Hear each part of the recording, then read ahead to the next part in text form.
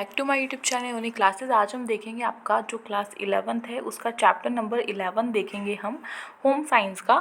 तो इसका part number आपका 4 है, पार्ट नंबर 3, 2, 1 सभी मैंने अपलोड कर दिए हैं। तो फटाफट से जाके पहले उसे चेक करो, क्योंकि जब तक वो नहीं देखोगे ये समझ में बिल्कुल भी नहीं आने वाला है। ठीक है, और ये जो आपका पार्ट है ना, पार्ट 4, ये बहुत इंपॉर्टेंट है। इसमें से क्वेश्चन जो है वो एक क्वेश्चन तो इसमें से ज़रूर आएगा। ठीक है, तो हमने पार्ट 3 तक देखा था कि संवेदी क्रियात्मक अवस्था और ये सभी हमने पढ़नी है। तो यहाँ से हम स्टार्ट करते हैं। जो हमारी संवेदी क्रियात्मक अवस्था है, सबसे पहला हमारा ये टॉपिक है, तो इसको हम देखते हैं। यह जन्म से 2 वर्ष की आयु तक रहता है, यानी कि जब शैशव अवस्था होती है जब तक ये रहता है संवेदी क्रियात्मक अवस्था। अब इसके अंतर्गत बच्चे के अंदर क्या क्या चेंजेस आते हैं, क्या क्या डेवलपमेंट होता है, विकास होता है, वो हमें देखना है। ठीक है, इस अवस्था में बच्चा अपने ज्ञान इंद्रियों की मदद से अपने आसपास के वातावरण को समझने की कोशिश करता है, कुछ क्रियात्मक क्षमताओं को विकसित करता है, इसलिए इसे संवेदीगामक अवस्था कहते हैं। यानी कि यहाँ पर वो कुछ जो चीज़ें हैं, क्रियात्मक जो चीज़ें हैं उनको सीख लेता है। 2 साल की उम्र तक वो अपने इन्वायरमेंट को ऑब्जर्व करता है, देखता रहता है हर जगह, और फिर कुछ सीखता भी है। यानी कि 2 साल तक बच्चा चलना सीख जाता है ना। ठीक है, तो ये उसका एग्जाम्पल हो गया। जैसे किसी खिलौने को स्पर्श के द्वारा समझना, यानी कि जैसे कि अगर कोई भी उसको खिलौना दे दिया जाए, मान लो उसको कोई सॉफ्ट टॉय दे दिया जाए। सॉफ्ट टॉय मीन्स जिसमें कॉटन भरी हुई होती है और बहुत सॉफ्ट होता है देखने में, वो दे दिया जाए तो वो उसको छूकर पहचान लेगा कि हाँ ये सॉफ्ट है, उसको प्यारा लगेगा। जैसे कि अगर एक फ़र वाला वो नहीं आते हैं, फ़र वाले कपड़े आते हैं, अगर हम उसको वो देते हैं तो वो उसको जब ऐसे छुएगा ना तो उसको बड़ा ही अच्छा फील होगा, वो स्माइल करेगा बहुत अच्छी सी।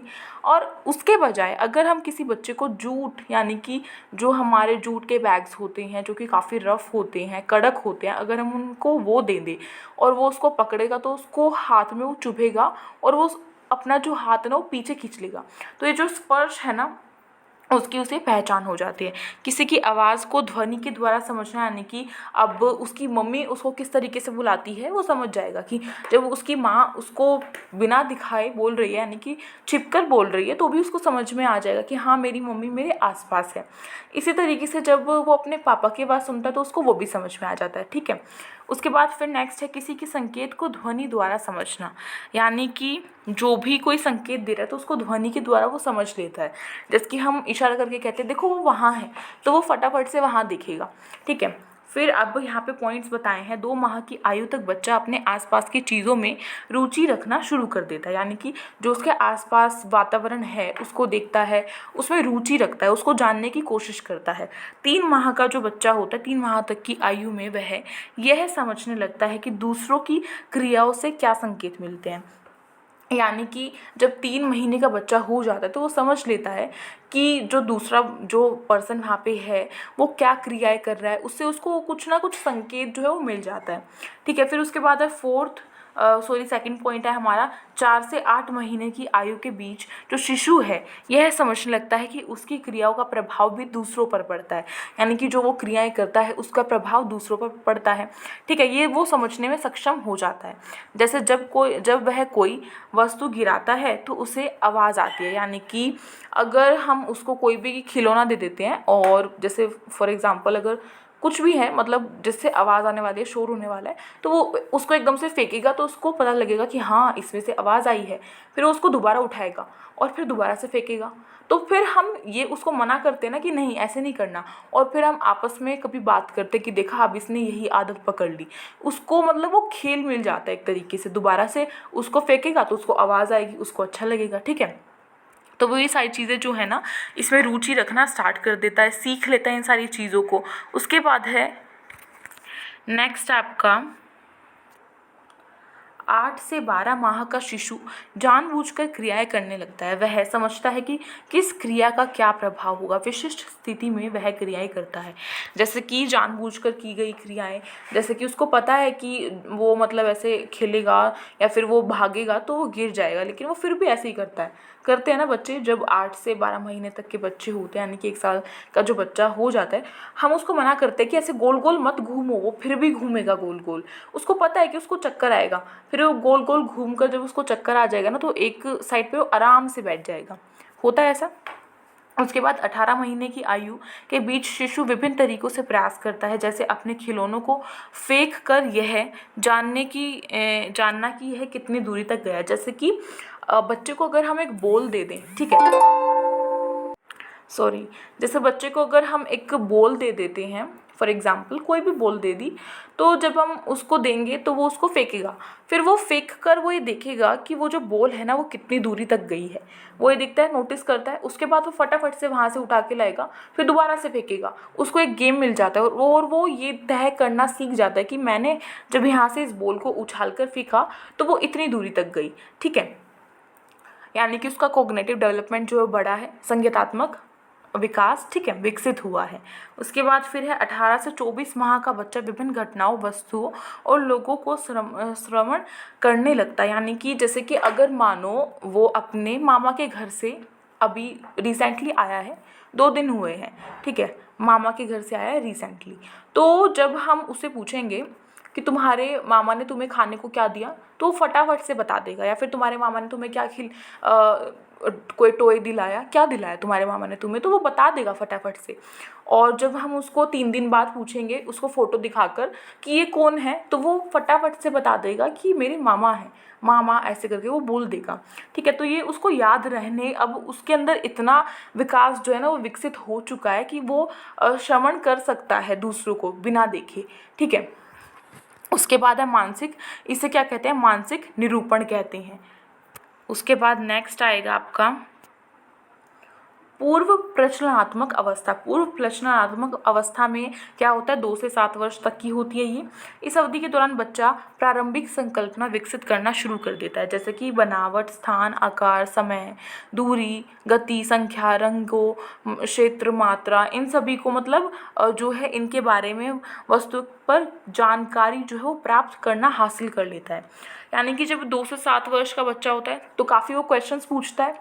2 वर्ष का तो नहीं कहूँ तो 5 साल का जब बच्चा होता है ना, बहुत सारे क्वेश्चंस पुट आउट करता है, जैसे कि ये क्यों किया, ये तो नहीं होना चाहिए था, वो कहाँ गए, इस तरीके से, ठीक है। हम उससे अगर पूछेंगे कि आपका फेवरेट कलर क्या है, तो वो फटाफट से बता देगा कि मेरा फेवरेट कलर ना वाइट, ब्लैक या फिर रेड, ग्रीन, इस तरीके से कुछ भी बता देगा, है ना। या फिर हम उससे पूछते हैं इस टाइम पे ना उसको आजकल के बच्चों को तो इस टाइम पे ये भी पहचान हो गई है कि लड़का लड़की में डिफरेंस होता है। यानी कि जो लड़की है उसके टॉयज़ जैसे डॉल हो गई, है ना, और बारबी सेट हो गया, किचन सेट हो गया।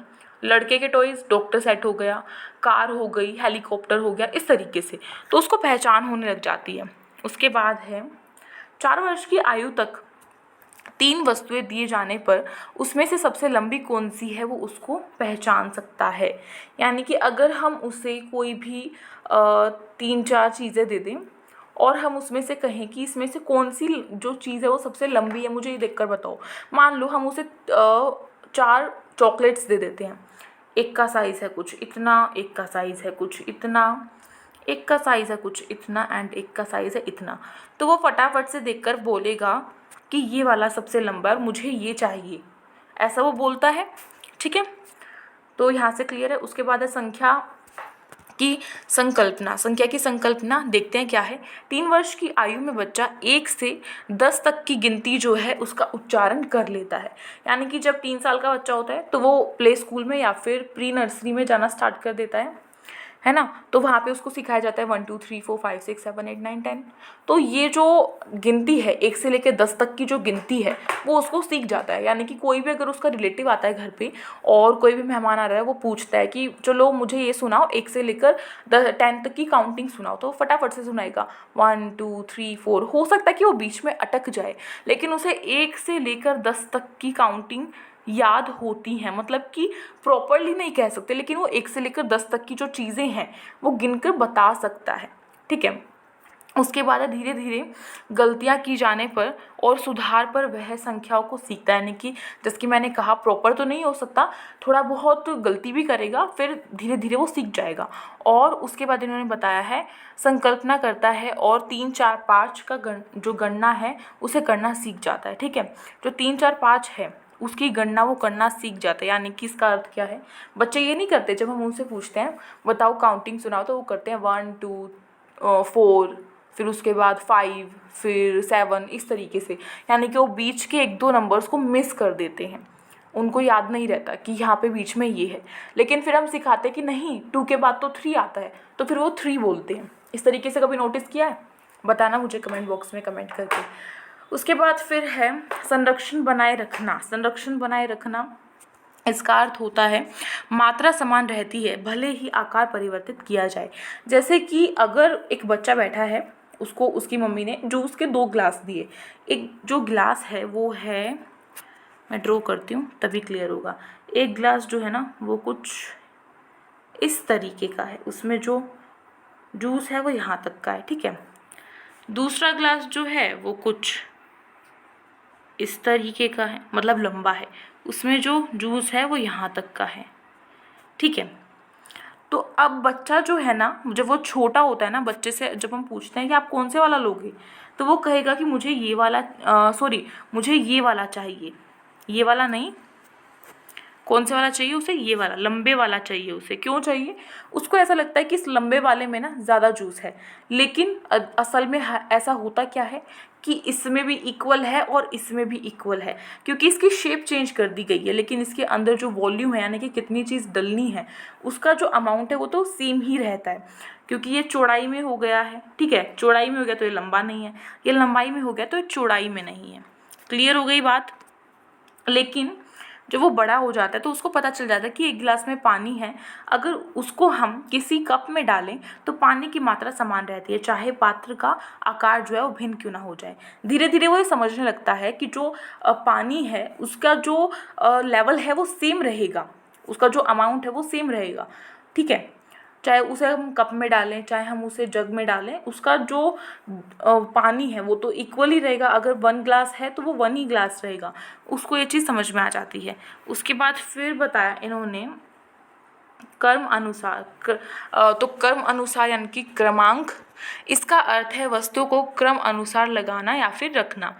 जैसे कि लंबाई में किसी वस्तु को आकार में व्यवस्थित करना या फिर क्रम अनुसार लगाना। अब बच्चों का ना एक टॉय आता है, काफ़ी अच्छा सा होता है वो छोटे बच्चों के लिए। कैसा होता है ना वो, उसमें ना एक बीच में एक डंडा होता है, स्ट्रेट ऐसे करके डंडा होता है, और उसके चारों तरफ ना रिंग्स ऐसे लगी हुई होती है, ऐसे रिंग, अलग अलग कलर की रिंग्स होती हैं, कोई छोटी है फिर कोई उससे छोटी है, ठीक है। तो बच्चा यहाँ से सीख जाता है कि ये वाली जो है ना बड़ी है और ये नीचे ही आएगी, उसको ये समझ में आ जाता है, ठीक है। तो यहाँ से होता है कि क्रम के अनुसार वो चीज़ों को लगाना यहाँ से सीख रहा है।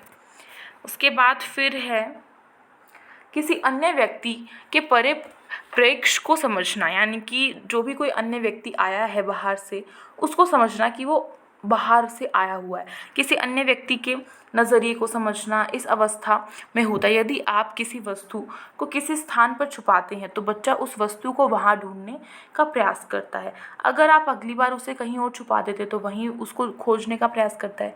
जैसे कि अगर उसका कोई टॉय है और वो काफ़ी शैतानी कर रहा है, तो हम उसके हाथ से वो टॉय छीन लें और उसको ना कहीं बेड के पीछे छुपा दें, तो फटाफट से जाके वहाँ पे देखेगा कि कहाँ है, उसको मिल जाएगा। फिर हम कहीं और छुपा देंगे तो वो वहाँ पे जाके देखेगा। तो ये जो चीज़ है ना, ये इस एज में होने लगती है। और ये कौन सी एज थी? ये एज ग्रुप था 2 से 7 तक का, याद रखना है। नेक्स्ट फिर आपका आने ही वाला है, ये है नेक्स्ट पूर्व विद्यालय। बच्चा मानकर चलता है कि दूसरे जो व्यक्ति चीज़ों को उसी प्रकार देखते हैं, यानी कि जो पूर्व विद्यालय में बच्चा होता है, प्री स्कूल एज में जब बच्चा होता है, तो वो ये सोचता है कि जो जिस नज़रिए से वो चीज़ों को देख रहा है उसी नज़रिए से दूसरे भी चीज़ों को देखते हैं, जैसे कि वह दिखता है। तथा बच्चे की इस विशेषता को अहम संकेंद्रण कहा जाता है, यानी कि वो खुद को, मतलब जो उसने सोचा है, जो उसके माइंड में चल रहा है कि ये चीज़ वो है, वो सोचता है कि पूरी दुनिया उसको उसी नज़रिए से देख रही है उस चीज़ को। तो इसको हम क्या कहते हैं? इसको हम कहते हैं अहम संकेंद्रण, ठीक है। फिर है जीववाद। जीववाद इस अवस्था में बच्चे समझते हैं कि हर एक वस्तु में जीवन होता है। इस अवस्था में बच्चों को ऐसा लगता है कि हर जो वस्तु है उसमें जीवन है, यानी कि वो जी रहा है। उसको ये नहीं पता कि नॉन लिविंग थिंग्स भी होते हैं, लिविंग थिंग्स भी होते हैं, ठीक है। इसे जीववाद कहते हैं। जब बच्चे को कहानियाँ सुनाई जाती हैं तो पेड़ पौधे, बादल, वस्तुएं, इन सबको वो क्या मानता है कि ये सभी जीवित हैं। वो कभी ये नहीं सोचता कि ये सभी जीवित नहीं है। समझ में आ गया? जब उसको हम जलपरियों वाली कहानियाँ सुनाते हैं तो वो उस पर बिलीव करने लग जाता है, यानी कि उसको ऐसा लगता है कि हाँ जलपरी असलियत में होती हैं। इस जो ग्रुप एज में होता है इसमें ऐसा ही होता है। हम उसको जैसी कहानियाँ सुनाते हैं बच्चों को वैसी सीखने लग जाते हैं, ठीक है। जैसे कि पेड़ पौधों में भी जीवन है, बादलों में भी जीवन है, वो ये सब सोचने लग जाते हैं। उसके बाद है नेक्स्ट आपका ठोस प्रचलनात्मक अवस्था। ठोस को प्रचलनात्मक अवस्था यानी कि ठोस को हम बोलते हैं पूर्णतया प्रचलनात्मक अवस्था। यह 7 से 11 वर्ष की अवस्था है या मध्य बाल्यावस्था की अवस्था है, ठीक है। 7 से 11 वर्ष की जो अवस्था होती है वो मध्य बाल्यावस्था बोलते हैं हम उसको। इस अवस्था में बच्चा एक ही समय में विभिन्न आयामों में ध्यान केंद्रित करता है। वह समस्या को विभिन्न पहेलियों द्वारा सोचता है। उस स्थिति के लिए सामग्री के साथ साथ संरक्षण या क्रमांक कर सकता है, जैसे कि एक गिलास में जल डालने के पीछे वह तर्क वितर्क कर सकता है। जैसे कि इस टाइम पे बच्चे बहुत ही ज़्यादा क्वेश्चंस करते हैं, ऐसा करते हैं कि इस ग्लास में नहीं, मेरे को उसी ग्लास में चाहिए। हम मना करते हैं फिर भी नहीं, उनको चाहिए उसी ग्लास में, ऐसा होता है। या फिर हम कहें कि उस ग्लास में नहीं लेना, इसमें लेना है, तो वो कहेंगे कि इसमें क्यों, उसमें क्यों नहीं, उसमें क्या है, उसमें क्यों नहीं ले सकते। इस तरीके से काफ़ी क्वेश्चंस होते हैं। तो इसी तरीके के जो क्वेश्चंस है ना वो बच्चा करना स्टार्ट कर देता है। मतलब उसको रीजंस चाहिए पीछे के, जो भी हम कर रहे हैं उसके पीछे बिहाइंड के उसको रीजंस चाहिए, ठीक है। उसके बाद फिर है इस अवस्था में बच्चे स्वयं केंद्रित होते हैं। यह समझना शुरू कर देते हैं कि विभिन्न व्यक्ति विभिन्न परिस्थितियों को विभिन्न तरीके से समझते हैं, यानी कि अलग अलग जो व्यक्ति होते हैं वो चीज़ों को अलग अलग तरीके से देखते हैं, परखते हैं। तो ये जो चीज़ है ना ये बच्चा सीख लेता है। उसके बाद है इस अवस्था में बच्चा फिर संख्या संकल्पना का विकास करता है, यानी कि वो दोबारा से संख्या और संकल्पना का विकास करता है। वह गिनतियों में गलतियाँ नहीं करता। श्रेणियों के विकास के लिए निर्धारित मापदंड के आधार पर कोई विशिष्ट वस्तु से संबंध जोड़ सकता है। फलों के बीज वाले फल जो होते हैं और विदाउट बीज वाले जो फल होते हैं उनमें डिफरेंस बता सकता है, यानी कि उनको अलग कर सकता है कि केले जैसे कि जो सेब है उसमें बीज होता है, आम जो है उसमें बीज होता है, अंगूर जो है उसमें बीज नहीं होता। इस तरीके से जब वो सीख लेता है तो ठीक है। उसके बाद है उसके तर्क वितर्क शक्ति पहले की अपेक्षा काफ़ी विकसित हो जाती है, यानी कि पहले भी वो क्वेश्चंस करता था लेकिन अब जब उसकी एज जो है 7 से 11 साल का जब वो है तो इस एज ग्रुप में बच्चा जो है उसकी जो तर्क वितर्क यानी कि क्वेश्चन आंसर पूछने की जो भी शक्ति है वो और भी ज़्यादा विकसित हो जाती है पहले के मुकाबले। उसके बाद फिर लास्ट है हमारा औपचारिक प्रश्नात्मक अवस्था। ये कौन सी होती है? ये होती है किशोर अवस्था। 11 से 18 वर्ष की अवस्था होती है, ठीक है। इसे हम किशोर भी बोलते हैं, आप सभी को पता है, आप सभी की अवस्था है ये किशोर अवस्था, आप सभी अभी किशोर अवस्था में हैं। उसके बाद है यह अमूर्त अवस्था भी कहलाती है, इसको हम अमूर्त अवस्था भी कहते हैं। बच्चे बिना किसी वस्तु के सामने होने पर भी उसके बारे में संकल्पना लगा लेते हैं, यानी कि सोच सकते हैं, विचार विमर्श कर सकते हैं। फॉर एग्जाम्पल आपने कभी छोटे बच्चों की बुक्स देखी हो, उठाकर देखना, उनकी बुक्स में ना काफ़ी सारी पिक्चर्स पाती हैं, यानी कि लिखा हुआ बहुत थोड़ा और पिक्चर्स बहुत ज़्यादा, ऐसा होता है, तकरीबन होता है ऐसा। लेकिन आपकी जो बुक्स हैं, यानी कि अभी आप जिस बुक से पढ़ रहे हैं, आपकी जो बुक है उसमें पिक्चर्स कम होती हैं, लिखा हुआ ज़्यादा होता है, क्योंकि आप जब अब इस एज में आ चुके हैं कि आप खुद से दिमाग से सोच सके, समझ सकें। जैसे मैंने आपको एक एग्जांपल दिया तो मैं उसको पिक्चर थोड़ा ना दिखा रही हूँ, मैं बता रही हूँ और आपको वो समझ में आ रहा है कि हाँ ये एक एग्जाम्पल, ये इस तरीके से, यानी कि बिना पिक्चर के भी जब हम कुछ चीज़ों को समझने लग जाते हैं, बिना किसी कल्पना के जब हम चीज़ों को समझने लग जाते हैं, विचार विमर्श करने लग जाते हैं, तो उसको कहते हैं अमूर्त अवस्था, जिसमें ये हो रहा है, ठीक है। यानी कि इस एज में ऐसा होता है। निष्कर्ष निकाल सकते हैं, यानी कि बिना कुछ जो सामने चीज़ आए उसका अगर हम माइंड में सोचें तो उसका निष्कर्ष हम आराम से निकाल सकते हैं।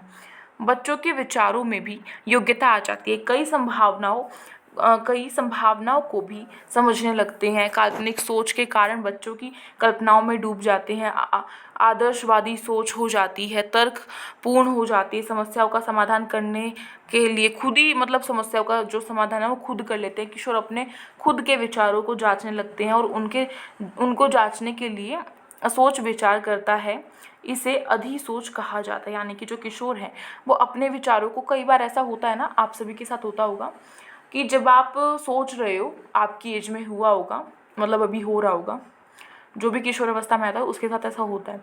आप कोई बात सोच रहे हैं, उसके बाद थोड़े टाइम बाद आप उस बात का खुद ही सॉल्यूशन निकाल लें, उसको जांच परख करके खुद ही सॉल्यूशन निकालें, तो उसको हम कहते हैं अधिसोच, और ये मेनली किशोर अवस्था में ही होता है।